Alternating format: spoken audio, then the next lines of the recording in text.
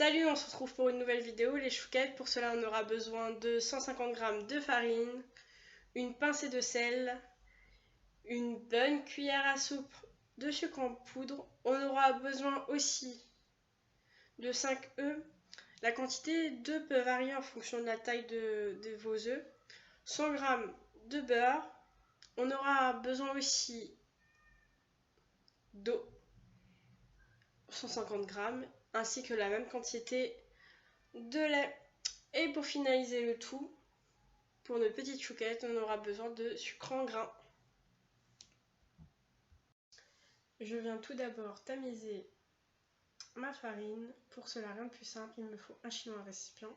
Je verse ma farine dans le récipient, je donne des petits à-coups afin de défaire tous les amas de farine. Une fois cette opération terminée, je prends une casserole où je verse l'eau, le lait, le beurre, le sel et le sucre. Je mets tout cela sur un feu doux et je vais porter à ébullition en remuant régulièrement afin que le liquide soit homogène. Une fois arrivé à ébullition, je vais retirer la casserole du feu afin d'y incorporer au fur et à mesure la farine en mélangeant afin qu'il n'y ait pas de grumeaux. Une fois l'incorporation de la farine terminée, on va pouvoir remettre la pâte sur le feu afin de la dessécher. Quand la pâte commence à être desséchée, elle va commencer à former une boule, mais l'opération ne sera pas encore terminée. Il faudra encore continuer un petit moment afin qu'elle soit bien desséchée. Comme vous pouvez le voir sur la vidéo, il est idéal de la retourner avec une spatule. Et voilà. Une fois ma pâte desséchée, je vais venir la retirer du feu. Et je vais continuer de la mélanger avec ma spatule afin qu'elle refroidisse. Alors, il est important que la pâte refroidisse avant d'incorporer les œufs pour pas qu'ils ne cuisent. Comme vous pouvez le voir, je vais même incorporer ma pâte dans un autre récipient, tout en continuant de remuer afin qu'elle refroidisse. Et une fois que la préparation est tiède, je vais venir rajouter mes œufs un à un. Il est important de les rajouter un à un pour que l'incorporation se fasse au mieux. De plus, comme vous pouvez le voir, moi j'ai utilisé 5 œufs, mais il peut être possible d'en utiliser moins en fonction de la taille de vos œufs.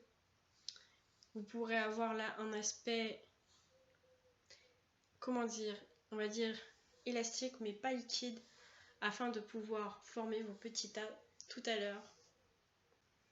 Alors là j'ai improvisé une poche à douille avec un sac de congélation. Alors j'ai essayé, ça n'a pas été forcément une grande réussite. D'habitude je l'ai fait à la cuillère, j'aurais peut-être dû. Je vais venir avec ma poche à douille improvisée étaler mes petits tas de pâtes sur le papier sulfurisé.